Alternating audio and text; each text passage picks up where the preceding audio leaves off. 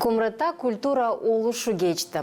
Oluş hangisi doğrudulu Gagavuz dilini ilerletmeye, uşakların sözünde, öğrenmesinde, okumasında Gagavuz Bibliyası çıktı Gagavuz dilinde. Onun da yanında tematikalı bir boyama keçi çıktı. Bu iki kolverim de onlar doğrudulu ki uşaklara yaklaşan bir formada Bibli'yi açıklama hem de uşaklar merakla bu işe yaklaşsınlar. Bundan da yani Gagavuz dili, kendi Gagavuz sözünü, dilini ilerletsinler, kendi ana dilinde okusunlar.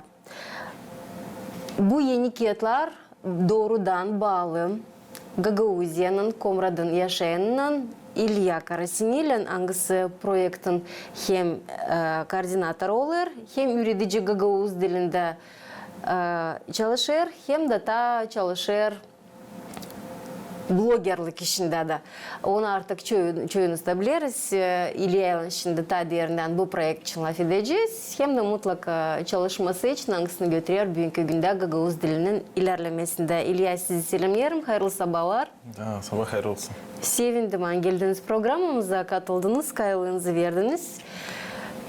Sabah haveziniz. Peki. Güzel ilk yaz geldi. Yaşayırız. Neden sevinmeyelim? Nasıl pedalandı böyle bir idea, fikir Bibli'yi Gagavuz dilinde yeniden çıkarmaya? Çünkü şimdiye kadar vardı bu kolverim. Bu kolverim neyle önceki kolverimlerden başkalanır hem de neden uşaklara bibliotekaya sözlü kağıtları ilerledersiniz, zedeledeysiniz? Da, doğru söyleyesiniz. Dil çoktan Petr Çebatar, anılmış Gagavuz yazıcısı, çeviricisi. O çevirdi bu güzel Biblia'dan anlatmaları. Bu Biblia uşaklara değil. Çok resim var içinde. Elbet ki zeri uşaklar beğenirler resim. Hem uşak dilinde anladılar Biblia'nın anlatmaları, istoryaları. Bundan önce de çıkmıştı. Hep Petri Bey çevirmişti. Ne zaman 20 yıl gerim aşağı yukarı yılı aklımda tutmuyorum. Tabir Biblia uşaklara diye çıkmıştı. Aylar mavet öyle. Ama dilimiz de değişilir yavaş yavaş.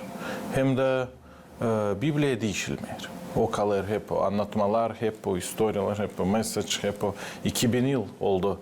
Yeni bağlantı nice kurulu verili bize sahibiyle hem de eski bağlantı daha da çok. Ama yeni tiparlar iyi her zaman çıksın. Yeni resimlerle burası yeni formada ama içinde elbette ki belki burası başka ta anlaşılan uşaklara diyeni formada. Anladılar. Zira Biblia o pek meraklı, pek lazımlı bir kağıt ama kimsine zor onu okuma, zor anlama. Büyüklere de, bu bir sekret değil. Da, o işe uşaklara diyeni Biblia, o ta sade bir formada anlayabilsin her bir uşak da, büyük de. Çünkü büyükler de okuyarlar uşaklara diyeni Biblia'yı, anlamaya değil. Ta kolay olsun anlama. Neden bu önemli mi? Zira bu bir sekret değil. Biblia dünyanın en büyük, en önemli kağıdı. En çok rekord kağıdına girer Biblia birkaç kere. En çok dillere çevrili, en çok tipara çıkar. O en çok satılır, en çok insanlar onu okuyarlar. Hem de o kimse araştırıcılar yazar hani Biblia öyle bir kağıt hangisi kurdu bizim sivilizasyamızı. Dil inancı insanlar da hep o kadar büyük fayda alırlar. Ondan hani Biblia kurdu bizim sivilizasyamızı. İnsan bilmeyerek Biblia'yı, anlamayarak onu anlamayacak klasik literatürasını. Tolstoy, Dostoyevski okuyamayacak nice lazım. Zira onlarda bu büyük yazıcılarda, onların romanlarında çok var Biblia motivleri. Alegoriyalar, alüzyalar bu. Hani hemen direkt değil ama sen anlarsın hani oradan alınma. Hem de resimlerde, dünya resimlerinde, müzikada, kültürde, başka yerlerde hem bu bir iş, yani her bir akıllı adam İnanır mı, inanmıyor mu pek faydalı okusun Bibli'yi. Benim dostum jurist öğrenir üniversitede de Derba Dilçok'tan onun profesörü. Kiliseci adam değil. İnanır ince. Halkta ama pek büyük önem buna vermiyor. Ama profesör demiş siz juristsiniz, prokuror olacaksınız, avukat olacaksınız, sudya, davacı olacaksınız. Siz hepsiniz lazım okuyasınız Bibli'yi evde. İnanırsınız mı inanmıyorsunuz? Bu sizin işiniz, sonra inanmayın. Ama sen lazım bilersiniz. O bütün dünyanın bilgileri, akıllı, canı orada toplu. Siz çok daha akıllı olacaksınız, hem daha doğru karar yapacağınız bilerek onu. Bu bir iş. Bu her bir inteligent elbette ki okusun.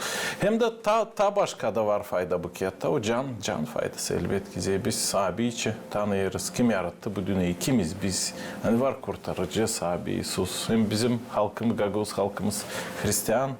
Elbette ki taçıyor da o işi bu kiyat pek faydalı bize de yine. Tepeyle ben söyleyeceğim. Siz ince düşünürseniz, niçin uşakların yaşamasına lazım bu kiyadı getirmeye? Peki size bir soru. Bizde var bir stereotip halkımızda. Ben bütün yaşamak beğendiğim stereotiplerle güreşmeye, karşı stereotiplere gitmeye. Bizde var bir stereotip hani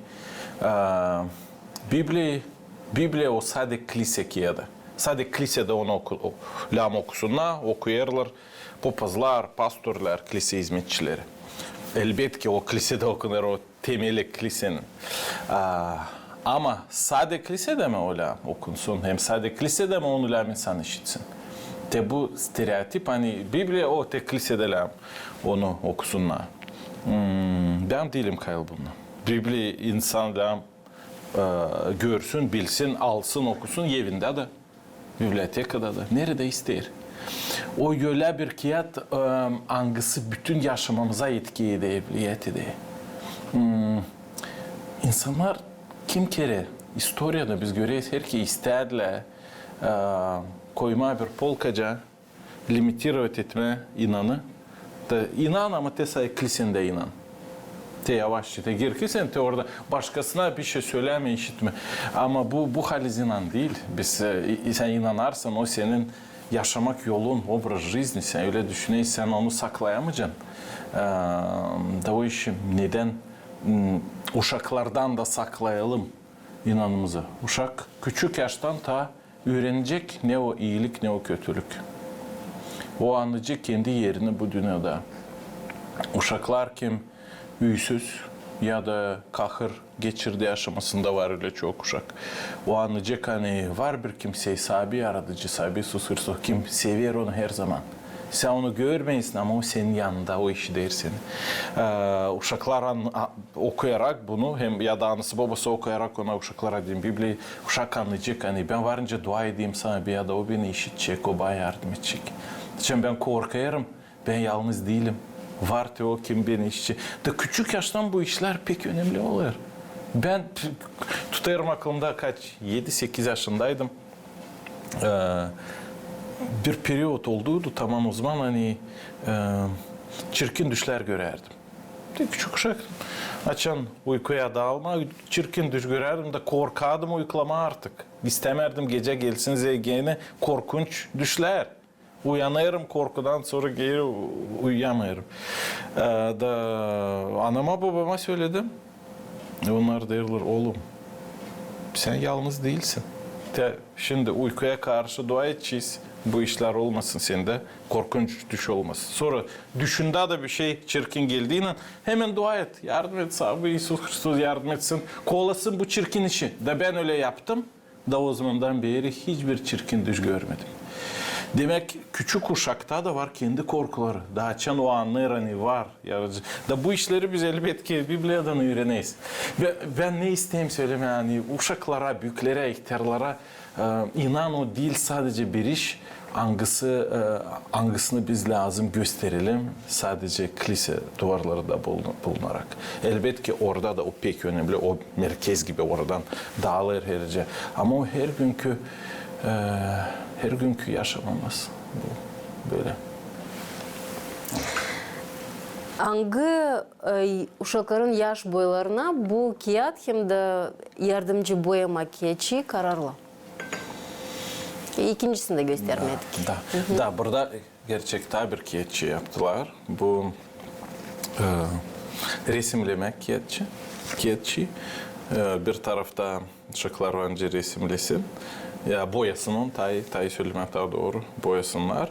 Bu tarafta da kısadan anlatmacık yazılı. Bu historianın manası da burada biz göreyiz kolada. Hrisos'un doğmasının olayına adalı bu resim. Yosif, Maria, Yıldız, kuzular, Sabi İsus, küçücük ahırcı. Hem çok başka historiyalar. Uşaklar pek beğenirler boyama. Bu deme, bu ta küçük uşaklara değil. Kim burası ta büyük uşak, kendisi okuyabilir ya da anası babası ona okuyur. Bu onlara değil. Ta büyük boy söylerken hem de ta küçük. Hangi boylar? Resimleme kağıtçı hangi boylara? Bana kalsa 1-2 yaşından 10 yaşına kadar uşaklar resimlemeye beğenir. Bu da belki 6-7 yaşından ta 15 yaşına kadar bu uşaklara değinir. Hem ta küçük uşaklarda kim ta okuyamıyor. Okuyamıyor ta gagavuşta. Benim küçük kızım var 6 yaşında. O okuyamıyor ta gagavuşta Latince. Ben ona verdim bu kağıdı. Da bakarım reaksiyasına. Vada meraklı. Resimlere göre nasıl okuyucu öyle mi? Da doğru söylediniz. Açıklamak yaptım. O bakıyor resimlere de ona meraklı geliyor. O açıyor o resim bakıyor da düşünüyor. Niye bu resim?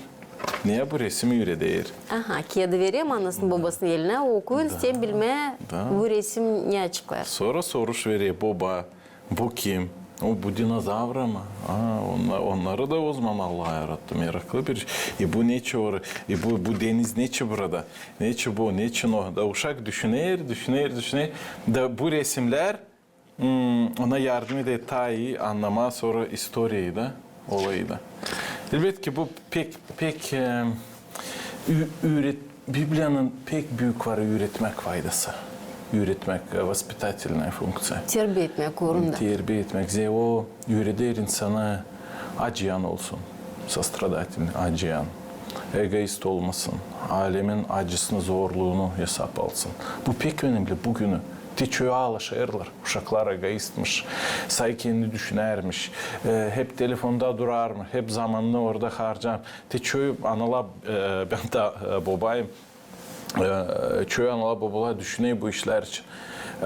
Nice onları terbiye etmeye, nice büyütmeye doğru. En iyi bir metot elbette ki okuma onlara uşaklara deyin Bibli'yi uşaklara deyin. Rusça'da ana dilimizde de Gagavuşça'da. İngilizce'de kim bilir ya da Rumunca, Moldovanca hangi dillerde olarsaydı. Ama şimdi bu büyük bir olay zeri ana dilimizde var. Hem de bir sebep niçin iyi ki bu kağıt çıktı. Bundan önce de vardı 20 yıl geri artık bir uşaklara deyin Bibli.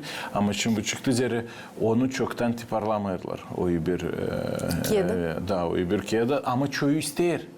Pek çoğu ister Gagavuz dilinde uşaklara deyin Bibli. Da yeni bir tipar çıktı. Yeni bir tiraj. Tamam.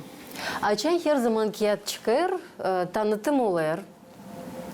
Belli ederler öğretmen kurumlarına, bibliotekalara, kimi sayılarda verecekler. Ama insan hangisi ister satın almaya gidip onu kağıt dükkanından o kağıdı bulamıyor. Bu kağıt nerede olacak? Kim onu alabilecek? O umutlanıyorum hani o olacak bibliotekalarda, Gagavuz dili öğreticilerde. Ama nerede onu satın alma ben bilmiyorum. Ben şimdi bilirim Gagavuzya'da bu bitki haftalar bu soruş pek kalkar. Bundan önce de vardı bu problemi bizde. Yani yok nerede satın alma Gagavuzya'daki fiyatları. Bilmiyorum nerede. Bu bir iyilik projekti. Bu bir bağışış. Bu kağıdı bağışladılar. Gagavuzlara değil de elbette ki biz bağışış gibi onu veririz başkasına da. Ama nice onu yapma. O kimseyi de lazım görsün. Ben dil sadece bu kez, ben başka kağıtlar çalışıyorum Gagavuz dilinde. Kimseyi lazım görsün hani varınca o kazansın Gagavuz dilinde kağıtlarda da o business gibi o tiparlayır. koyar parasını, sonra satar da kazanır ondan bir şey, insan da alır satın kağıt. Kağıtlar da o bir biznes, o bir predmet hangisini satıyorlar, veriyor. Ama gagozlar pek çok okumayırlar ana dilinde değil. Hangi biznesmen görecek burada bir verimli, выгодный bir proje? Bilmiyorum. Buna ben böyle düşünüyorum. Belki varınca nasıl çıkma bu zor durumdan da bulma bir çıkış. Ben umutlanıyorum. Hani yakın zamanlarda olacak bir dükkan, birkaç da dükkan Gagavuzya'da nerede varınca olacak satın alma Gagavuz dilinde kağıtları. Çok var kağıt Gagavuzca halizden de. Da. Ama yok nerede onları satın alma. Onlar taçıyor. Var bibliotekalarda, şkollarda, orada polkalar. Ben kim kere giderim bibliotekaya da alırım orada okuyarım da geri çeviririm. Ya da foto yaparım kendime bir araştırma yaparsın bir şey bir programa hazırlasın. Da sonra geri veririm. Onlar taçıyor yapılı devlet projeleri gibi da devlet yaptısaydı bu proje bu yardım demek. Gagavuz diline yardım tabi. Tiparlayırlar. 1000-2000 kağıt başlayırlar burayı da biter. Ama baştan biri düşünmerdi. Nice yapmayla insan satın alabilsin. Teşin geçtik bu duruma. Belki çözülecek.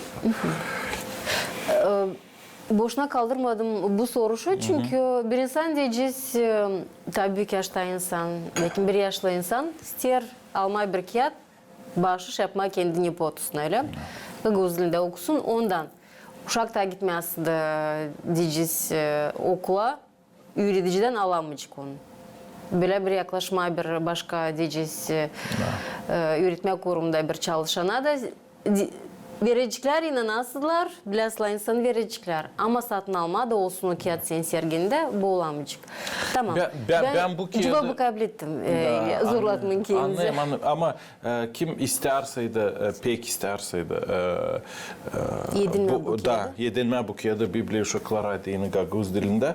Varınca yazsın bana. Bende var biraz kağıt başlamaya dini insanlara değil sadece bibliotekalara. Da izin verdiler bana başlayayım insanlara biraz takiyat. Kim ister varınca yazsın Instagram'da, TikTok'ta, Facebook'ta İçoban Gagavuz, İçoban Gagavuz benim kanalım. Yazsın da sorsun da ben vereceğim. Anlaşıyız, nerede buluşuyuz. Ben çoğuna töyle var dağıttım kağıt, Gagavuz kağıtlarını. Sağ olasınız. Bana internette yazıyla da bağışlayın onlara. Sağ olasınız cevap için. Şimdi bir açık söylediğin bu kol verim ne için? Kim illüstrasyonlarını işledi, kim vizual kağıdın tertiplemesine düzdü? Komandanız ne söyledi? Bu Valdemar Zorn yazdı bu kağıdı. Nice Bibliya yazdı, apostollar hem proroklar ama o yaptı переложение inceliyor. Uşaklara dini formada anlaşılan tasade. Bundan sonra resimci, bu kağıdın resimcisi Valdemar Zorn bir anılmış Hristiyan dünyasında bir yazıcı. O şimdi Germanya'da yaşıyor. Yaşlı artık bir adam. Resimci o Yakov burada. Ben işittim bu adamın biyografyasını. O şimdi yaşıyor. Hani o küçük yaştan ta umutlana istermiş resimci olma. Da onun varmış bir umudu, hani o resimlesin Biblia'yı. Ta küçük yaştan, küçük çocukken. Da şkolayı bitirdiğin gitmiş öğrenmeye resimci enstitütünde. Bundan sonra çok başka resimler yapardı, işlerdi resimci olarak da sıra geldi de onu teklif ettiler. Bu projekte da o resimledi bu Biblia'yı uşaklara dini. Demek meraklı bir historia. Yani sen sokaktan almayacaksın böyle bir yönemli lazımlı projekte dini kişi. Doğru. Bu kağıdı tiparladılar Germanya'da tipografyada. O güzel, büyük, kalın kaplon kağıt, o kopmayacak tez. Bu halizden pek iyi bir bağışır Gagavuz halkımıza dini. Ben mutluyum hani var böyle kağıtlar da kiliselerde, evlerde, bibliotekalarda uşaklar açıp okuyabilecekler onu. Siz bu partnerlerle Germanya'dan çoktan çalışırsınız. Da onlar birkaç kağıt artık tiparladılar. Gagavuzlara diyeyim, bıldır kağıt hayvanlar için. Tiparlandı, yok 2 yıl geri kağıt hayvanlar için tiparlandı. 1 yıl geri gençlere diyeyim bir roman çıktı Pollyanna. Polyana romanı pek anılmış bir roman. O kağıt dükkanlarında var, sergenlerde. Bir kız için hangisi öğrenir, sevinmek oynusunu oynama pek derin hem meraklı da o romanı çevirdi. Polyana romanını Gaguşya, Marina Donçeva çevirdi. Hem hayvanlar içinde hep o çevirdi ki. Bu Bibliya uşaklara deyin çeviri yaptı Petr Çebatar. Bu kadar. Ona pek yardım ediyor. Bu общественная organizasyon, bu toplam, bu kuruluş, o Kişnof'ta ofisi vardı. Onlar arayırlar.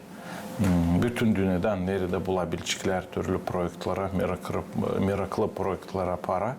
Onlar Moldova'da da yardım ederler başka insanlara. Da te bağlantı kurdum onlarla da beraber laf ederek geldik bu noktaya hani pek iyi olacaktı. Elbette ki Gagavuzya'da da burada insanlarla laf ederdik. Da geldik bu nokta hani pek önemli hem pek güzel olacaktı. Halkımıza bu bağışış olsun. Bağışış geldi, var. Siz önceliğe söylediniz sanırım uşağınız aktardı resimlere göre. Uşak çünkü tabi bilmiyor okuma. Siz de yanınızda açıkladığınız söylem bu resme göre. Belki de okudunuz. Niçin önemli ki ana baba uşakla bir yerde Biblia'yı açıklasın, okusun? Çünkü uşağı deyince söylediğiniz zor gelecek. Büyük insanlar da halis Biblia'ya okuyalı gerçekten zor. Temele koyulu bir kağıt, derin fikirler. Lama okuma belki birkaç kağıt, belki de bir cümle okuduğuna lazım. Çok düşünme. Niye gelir onun manası?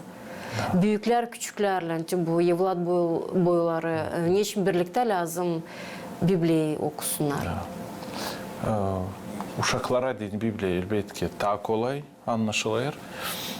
İnsanlara niçin? Zira ana baba hem uşaklarla beraber zaman geçirsinler. Hem o zamanı geçirsinler faydayla.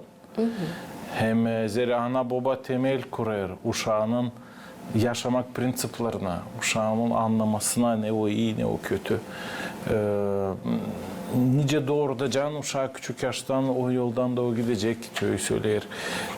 Bu pek kim ta öğretecek senin uşağın? Çoğu analar babalar verirler bu sorumluluğu, ответственность. Bu sorumluluğu verirler şkolaya, verirler uşak başçasına. Onlar öğretsin, ben para kazanayım. Ama bu yanlış. Ben yalvarayım hani kimseye de anlasına bunu. Elbette ki şkola iyi ki var. Uşak başçası onlar kendi işini yapıyor. Ama ananın babanın işini hiç kimse yapamayacak. Ana baba öğrediği uşağı o sevsin yaşamayı. Öğrensin affetme, öğrensin başka insanları sevme, kendi yönlerinden, kendi laflarından. Uşaklar ben göreyim, benim de düne gibi işim var ciddi Türkler, çok işin var. Hep işlersin, akşamüstü de evde de bir bol zamanın olduğundan telefonu alırsın, burası hay bakayım internetten, bu ben dinleneyim onun yardımıyla. Olmuş saat 8-9, uşak bekler, uşak ben bakayım gözlerine göre yalvarır. Ben olayım onunla, ben onunla oynayayım, okuyayım, onunla gezineyim, onunla seyredeyim, onunla beraber bir şey. Uşaklar yalvarırlar bizi, biz onlarla zaman geçirelim. Da eğer biz bu hiçbir şeye koyarsak, ignore edersek, hesap almarsak onların bu istediklerini, onlar biraz büyüyecek, olacak 12, 13, 14 padrostak olacaklar. Da o zaman onlar bulacak bu sevgiyi, bu bağlantıyı değil anasında babasında. Dostlarında, internette, başkasında da o zaman ana baba uyanacak. Hani zaman gitti. Da kaybedildi bu en önemli zaman. Açan uşak körpeydi. Açan ben ona dini avtoritettim. Açan o seslerdi, beni severdi. O artık genç oldu da artık ta öyle çetin, ta sıkı oldu da onu zor artık açma yüreğini. Bu pek önemli. İsterseniz ben bir kısacık varınca bir anlatmanın örneğini söyleyeyim. Buyurun. Burada 150. sayfada var bir histori, bir anlatma. Onun adı Kötürümü Alıştırmak. Gerçek Petr Çebatar Pekis'le bu çeviriyi yaptı. Tabir iş neden pek beğenirim onu. Zira zor laflar demek paralizovan ince gaguş olacak. Daha çoğu bilmeyer insan. Biz Rusçadan alayız lafı. Da te yardım etmediğin bize te kötürüm, snoskacık var sıfralarda. Bu sayfanın aşağısında yazılı kötürüm paralizovanный. Sözlük yerinde. Da sözlük, küçücük sözlük en zor laflara bir iki laf her bir sayfanın aşağısında. Ben pek beğeneyim bu ideyi. Da te burada anladığı bir anlatmacık. Kısacık ama o kadar zengin terbiye etmek ideyalarını. Varmış bir kötürüm adam, paralizovanный yani. Bütün aşamak yatarmış. Elleri, ayakları işlemir, onu ləm doyursunlar, ağzına kaşıyacaklar. Onu varmış 4 dostu. Da o dostlar işidip hani İsus gelir Kapernaum kasabasına. Giderler oraya, o kasabaya, giderler o eve, nerede İsus Hristos abi yürüder insanlara. Giremerler evin içine, zeri dolayında pek çok insan toplanmış, bir vermiyor onlar, herkesi ister yakın olman Hristos'a. O zaman bu 4 dost, masilkalarla kalkarlar evin örtüsüne, o zaman böyle uzun örtülermiş İsrail'de. 2000 yıl geri olmuş bu olay. Kalkarlar evin üstüne, dağıdırlar örtünün bir parçasını da koyarlar çatılarla bu adamı aşağı tamam Hristos'a. Da anlatma biterince Hristos söyler. Orada fariseyler mırıldarlar. Da gider Hristos söyler. Affederim senin günahlarını, prost ederim senin günahlarını. Hem de der kalk da gez. Al yorganını, kalk da gez. Da olayır şaşılacak iş. Bu kötürüm adam, hasta adam kalkar da başlar gezmeye. Bütün kasaba bilermiş onu hani o hasta ta küçük yaştan. Da hepsi birden görürler hani Hristos'da var kuvvet, kaldırma. Bu türlü hasta insanları kimseye böyle iş yok yaptı. Bundan başka hepsi görür hani Hristos'da var kuvvet, affetmeye, prost etmeye insanların günahlarını. Zere o Allah. Allah affedebilir günahları. Zaten bu kadar 3 soruşluk var. Uşak var, ana baba soruyor uşağına soruş. Deneme. Atent mi? Dikkatli mi sesledi uşak? Oysa uyardım sesleyerek. Zaten ben şimdi anlattım 1-2 minutta kısacık bir anlatma. Gerçek bu anlatmayı okuma 3-4 minut alır. Da bu anlatmacıktan uşak artık pek çok temel hem önemli işler öğrenir. İlk o öğrenir hani dünyada var hasta insan. İdeal değil bu dünya. Uşak da ləm anlasın bunu. Bir sıra gelecek ben de hastalanacağım öyle olacağım. Yani uşak öğrenen var sakat insanlar da öğrene acıma onlara. Acıma, sastradanya duyma. Bundan başka uşak öğrenen ne mutlu o adam kimin var dostları. Bu sakat adamın varmış 4 dostu. Da bu onun zenginliğiymiş. Demek ben de iyi dost olayım. Benim dostlarımı seveyim. Yardım edeyim onlara, onlar bana. Bu dostluğa öğreneyim. Sonra bu historiya yürüden dostlarla yardım etsin kendi başka dostuna da. En iyi yardım o getirme insanı İsus Hristos'a, kurtarıcıya. Bundan sonra onlar giremerler ev içine ama kalkarlar örtüye. Uşak neye öğrenir? Çözme, zor problemaları verilmeme. Giremeyim gittik eve. İyi bekleyeceğiz belki çıkacak. Yok sen verilme. Düşün de bir şey çıkar da yaptı o deliği örtü der. Demek tворческое решение problem. Kreatif olarak türlü zor olayları çözmeyi öğreneyiz. Siz bakınız bir kısa anlatmada o da bütün Bibli'ye böyle. Uşak pek çok ideya alır kapır. Dünya içi, kendisi içi, başka insan içi. Sonra o öğrenir. Hani İsus Hristos affedebilir günahları. Uşak anlayı benim de var günahım. Başkasına var günahları. Da vılam olsun te okum. Affedecek, prost edecek bize. Sonra uşak öğrene hani en zor olaylarda da sonucu varınca olsun mutlu hem güzel. Pek optimist bu anlatma. Görüyorsunuz ben artık koca leksiya yaptım. Bir küçücük anlatmacıktan daha çok var ne laf etmeye. Da bu kadar adam büyük zenginlik ana baba bağışlar kendi uşağına okuyarak bu anlatmayı Biblia'dan. Teşin tam dolu bir cevap verdiniz benim soruşma. Aşan sordum. Geçti ana babayla bir yerde uşak lazım ki ya da okusun.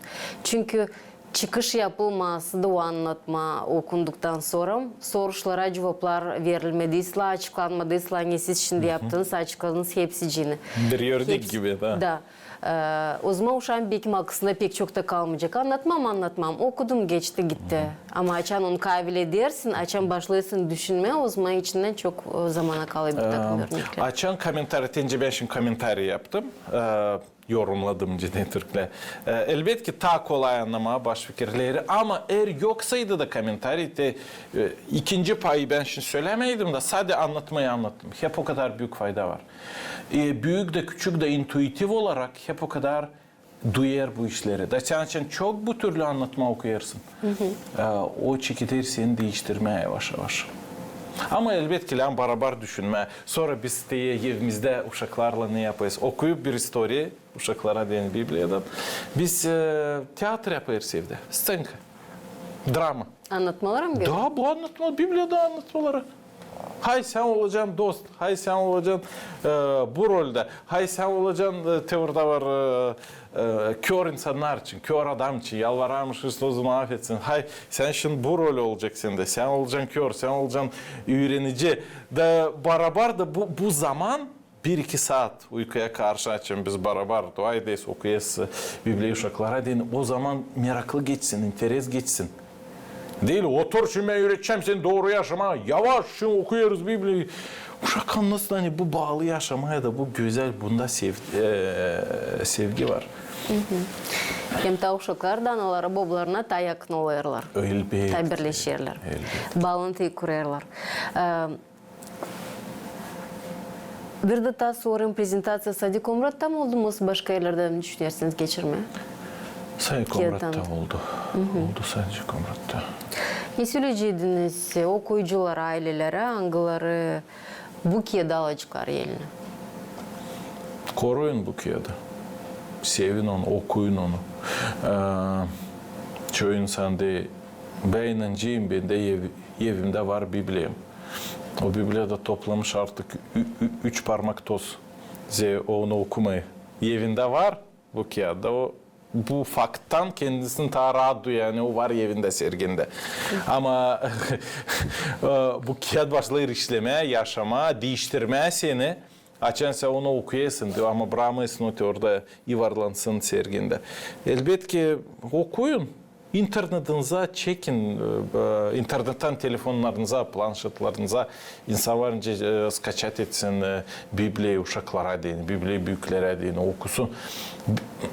Ne anlayacak ise sevinsin ona. Ne anlamayacak yok bir şey, yavaş yavaş anlayacak. Bu dünyanın en büyük, en derin kağıdı. Sen isteyorsun onu okumaya bir masal gibi mi anlaşılsın? Yok.